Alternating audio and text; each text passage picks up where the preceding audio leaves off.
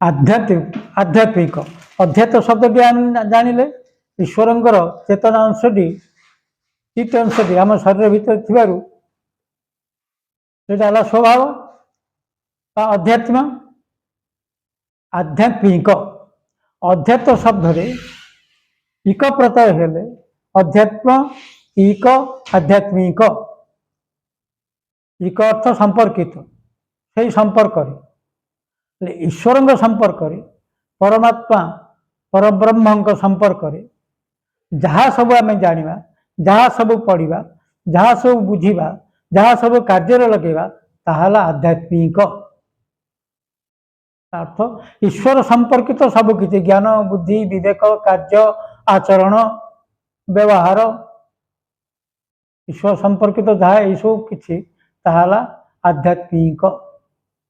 ଆଧ୍ୟାତ୍ମିକତା ଆଧ୍ୟାତ୍ମିକତା ହେଉଛି ଅଧ୍ୟାତ୍ମର ଭାବ। ଏପରି ସୁନ୍ଦରତା ବା ସୌନ୍ଦର୍ଯ୍ୟ, ଏହିପରି ଆଧ୍ୟାତ୍ମିକତା ହେଉଛି ଅଧ୍ୟାତ୍ମର ଭାବ। ଯାହା ପାଖରେ ଏହି ଆଧ୍ୟାତ୍ମିକ ଭାବଟି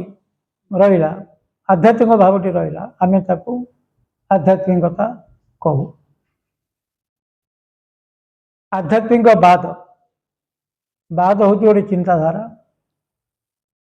ଯେଉଁ ମନୁଷ୍ୟ ପାଖରେ, ଯେଉଁ ସମ୍ପ୍ରଦାୟ ପାଖରେ, ଯେଉଁ ବ୍ୟକ୍ତିମାନଙ୍କ ପାଖରେ ଏହି ଈଶ୍ୱରୀୟ ଚିନ୍ତାଧାରାଟି,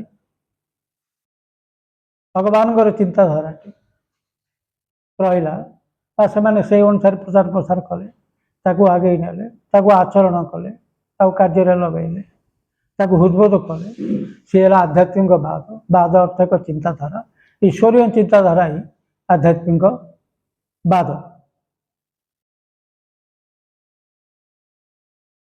ଏହା ବ୍ୟତୀତ ଆମେ ଏହି ଆଧ୍ୟାତ୍ମିକ ବାଦଟିକୁ ଆମେ ତ ଖାଲି କଥାରେ କହିଦେଲେ ହେବନି।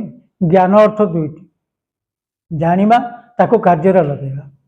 ଜାଣିବା ହେଲା 50% ବା ଟଙ୍କାରେ 50 ପଇସା, କାର୍ଯ୍ୟରେ ଲଗେଇବା ତାହା ହେଲା ଆଉ 50 ପଇସା, ଆଉ 50%, 50 ଭାଗ। ଜାଣିବା ଏବଂ କାର୍ଯ୍ୟରେ ଲଗେଇବା ଏ ଦୁଇଟା ଯାକର ସମନ୍ୱିତ ହିଁ ଜ୍ଞାନ।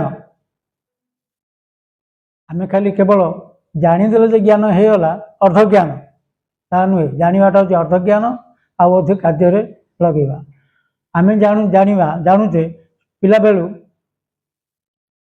ମିଥ୍ୟା କହିବା ମହାପାପ, କିନ୍ତୁ ଆମେ ଅନବରତ ମିଛ କହି ଚାଲୁଛେ, ତା ଅର୍ଥ ଯେ ଜ୍ଞାନର କିଛି ମୂଲ୍ୟ ନାହିଁ, ତାହା ଜ୍ଞାନ ହେଲା ନାହିଁ।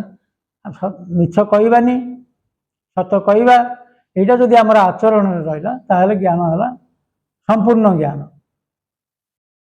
ଏହା ହେଲା ଆଧ୍ୟାତ୍ମିକତାର ଗୋଟିଏ ଦିଗ।